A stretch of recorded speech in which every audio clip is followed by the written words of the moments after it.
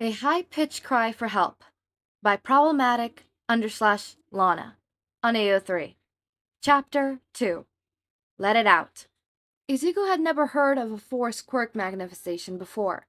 After all, they were rare and not something that people ever talked about, especially since they never happened for good reasons. It was actually a good week. Izuku was used to having multiple scrapes and bruises all over his body, but this week, he only had 3. Both his knees and one in his upper arm.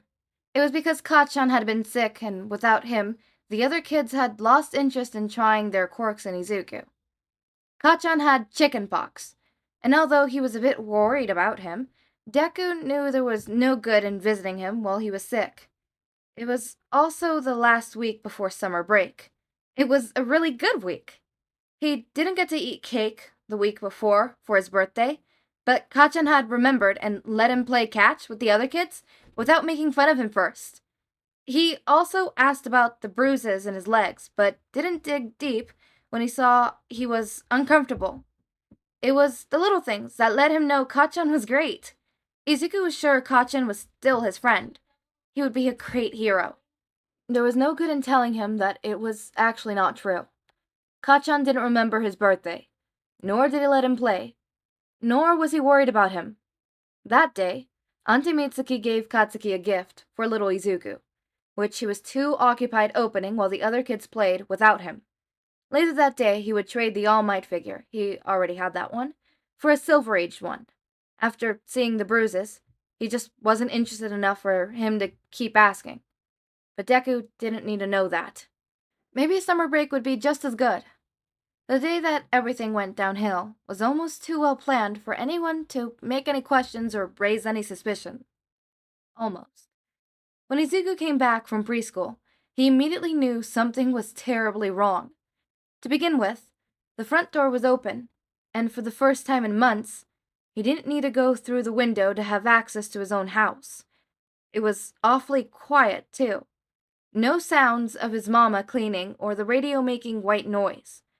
Mama was nowhere to be found. A chill ran through his spine. She should be home. He knew her schedule by memory, and that day she had the night shift. She should be home. But the only person at home was Hisashi.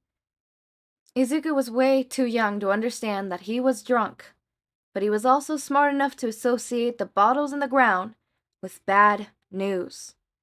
It was too late when he saw him on the couch. If he remembered correctly, it was the first time in 3 weeks that he was home, and he was definitely not pleased to see his son. "Why do you even come back if you don't have a key?" His words were slurred and barely audible, but Izuku could hear him anyways. "Leave already." Izuku was left standing. He had homework to do, and decided it was best to ignore him and make himself as invisible as possible. He knew that he was probably going to fall asleep soon anyways. Hopefully be gone by sunrise, too. He went straight to his room. For some reason, his mom was sleeping inside his room. Was he supposed to go to hers then? He didn't want to wake her up. "Are the Quirkless hard of hearing, or are you just stupid?" A tall shadow rose before him. His father, who he hadn't heard coming, was standing before him. "I said leave!" With barely any time in his hands, Izuku dropped to the floor, avoiding a slap by merely a centimeter. What a mistake that was. He knew. He really did. He should not avoid any punches. Somehow, frustration was a way to anger his father a lot more than he could handle. Izuku was usually not scared of Hisashi. It hurt a bit more than Kachan's quirk, but it usually ended up a lot faster too. But this time, something was different. Hisashi wasn't angry and drunk. He was furious. His wrath was immeasurable, and it probably had something to do with the fact that he was supposed to leave for a 3-month period, instead of coming back in just 3 weeks. A small spark was the only warning he had. Suddenly, fire was erupting from the tall man's mouth, his eyes glowing with something far too evil for a little kid to escape. Being on the floor, It was his back that received the blow. Hot, unbearable fire soon melted his preschool uniform. Pain spread like a deadly disease. The air in the house was hot and thick, and although he wanted to scream, he didn't. The pain alone sucked all the air from his lungs, his ears ringing, and everything sounded mellow for a second before every sound collapsed again. When did his mama wake up? When did the floor start shaking? Or was he shaking? "You're gonna burn the house down!" It was probably the first time in weeks he heard his own mom's voice. "We can't afford another place, don't be ridiculous!" She was being so loud. The fire felt so loud, too. The house was loud. The air was loud. The air was loud. "You should have dropped him in an orphanage with the other Quirkless then." Hisashi's voice was lower, but not a murmur type of lower. "Then we could do with the extra money this leech takes." "Stop." His murmur went through the walls, echoing oddly. They were going to send him away. It hurt. Was he going to lose his parents? It hurt. Was he going to die before being a hero? It hurt. It hurt so badly. "I'll kill him now and the problem is solved then."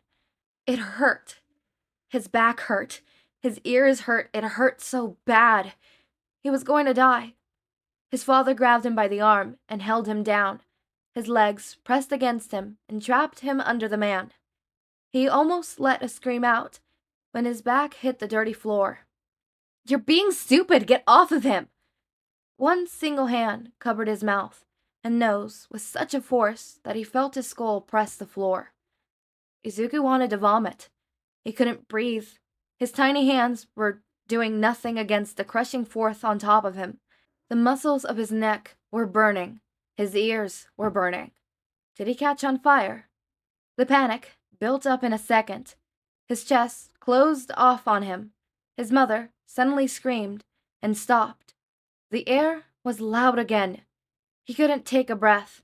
His whole body felt weak. His heartbeat slowed down. His vision got blurry. His brain was going faster and faster. His hands felt hot and sweaty on his face, a huge contrast with how cold Izuku was getting. Izuku was going to die. He didn't want to die.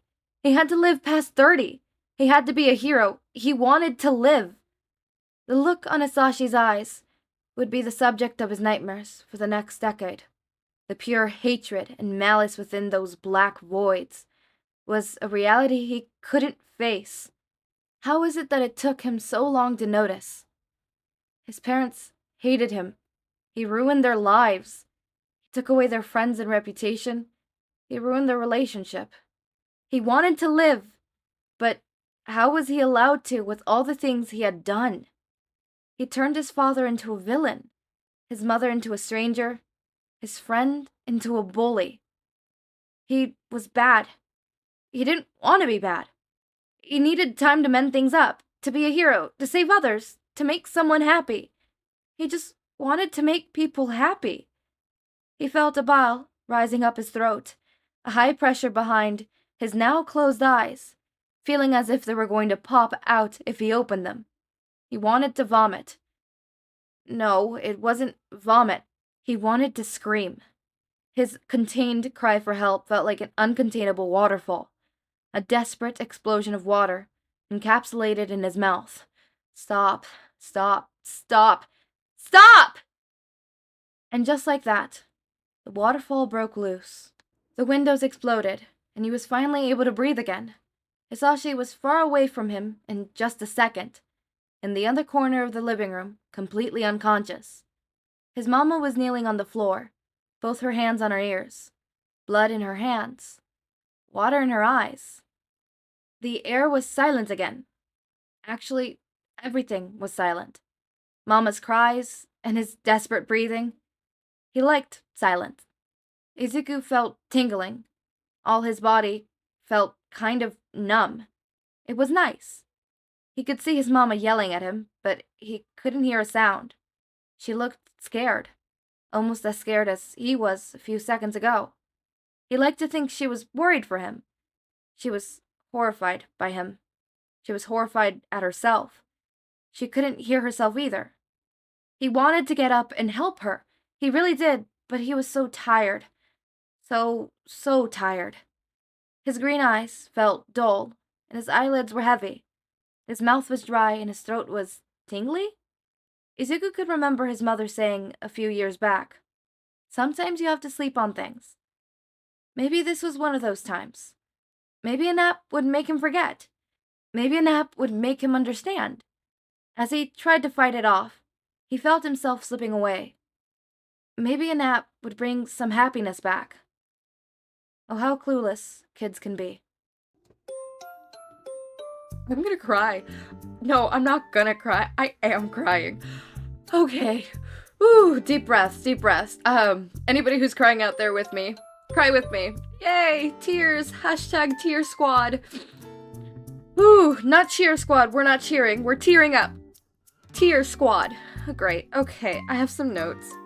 Of course I have notes. Give me a second. I need to compose myself. I need to stop doing these straight after because like I'm tearing up. You guys are seeing me tear up. I'm also editing these a whole lot less, and you guys can see my my absolute weird awkward pauses while I read, and also you could just hear me cry. Okay. This chapter, okay, so his I want to talk about like the beginning where he's just like, but this week I only have 3 bruises and like 3 injuries. Izuku, that's not a good thing. And I made it sound cheerful because a kid would think that way. It's like, oh, well, last week and normally I get like a whole lot, but this week I only got 3, so that's good, right? Because they don't understand that it's not good that they even got any in the first place.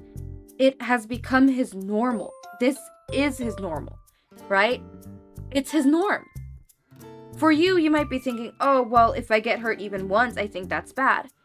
Yeah, like as a kid, right? Like, but yeah, that's like coming from a childhood where you didn't like get constantly bullied at school and then came home to an absolutely neglectful household, right? It's devastating because this is his normal. And it hurts my heart knowing that this is his normal. You know, it's like, it rips out a part of my soul. Because he doesn't deserve that. He doesn't. And it pains me because this is a kid. And it pains me even more because I know that there's probably kids out there who actually suffer from things like this. And it just, okay, we gotta breathe. So now I'm getting emotional. And the line, Izuku's too young to understand. He was drunk. Or hold up. I'm not reading it off my notes. I'm going up and I'm trying to read it because this line, I want to talk about this line, and I'm actually going to sit here and talk about this line for a little bit because wow, okay. You know, this line really freaking hit. Izuku was way too young to understand that he was drunk. But he was also smart enough to associate the bottles in the ground with bad news. My heart aches. Because, yeah, Izuku is too young to understand what a drunk person is. Right? He's too young to understand specifically drunk. Specifically, that type of thing, right? But what they do understand is that those bottles and those, you know, beverages can lead to bad stuff, especially if you're in a household where you know that, you know? So obviously he doesn't associate drunkenness with his father being aggressive and stuff. He associates it with the bottles. He thinks, oh, well, the bottles are here, therefore he's gonna be in a bad mood. I don't know why. That's just how it is, because he's a little kid. He doesn't understand this, and it hurts my heart. And you can literally hear the tears in my, like, you can hear me holding back, like, the waterfall of tears, because he's a kid. And, you know, the worst part is, he's gonna internalize this. As I said in the last chapter, in chapter 1, he's gonna internalize this. He's gonna think this is his fault. And at the end really broke me. The end really broke me. Because it's just like, oh, I'm just gonna take a nap and everything will be okay. Because that's how kids think. They don't understand that sometimes things have long-lasting effects. Like, for example, death. Some kids that age still don't understand fully what death is. And instead they just think, oh, okay, they take a nap for a really, really, really long time and they could come back. They can come back. They don't think it's permanent, right? And so for him to literally say, maybe a nap would bring some happiness back. And then, you know, the finishing line to be, oh, how clueless kids can be. Because, yeah, kids are clueless because they haven't developed that part of the mind, that part of the cognitive mind to understand complex situations. So they think very black and white, and my heart aches. It really does. I'm gonna have to take a break. I thought I was gonna record another video after this, but I can't. I'm gonna have to take a breather. Okay. I really hope that you guys out there at home are taking your precautions and reading something fluffy afterwards. I know as hell I am going to sit and probably read something fluffy or finish rereading that one Shindeku fanfic that I'm rereading right now, because oh my god, this is hard. This is really hitting home. I think this one's really hitting me. I also think this is like the first time I've like really been really emotional on my video. I hit my leg. Wait until, you know, the other one that I'm doing, which has you know, major character death with Izuku being the main character. I'm not happy for that one. I'm not excited. Oh god. Okay, well, as always, my raindrops, make sure to eat, sleep, drink water, take your meds. Have a wonderful day or night. Link to my Discord server and socials are down in the description. Subscribe to see more of my content, and thank you so much for watching.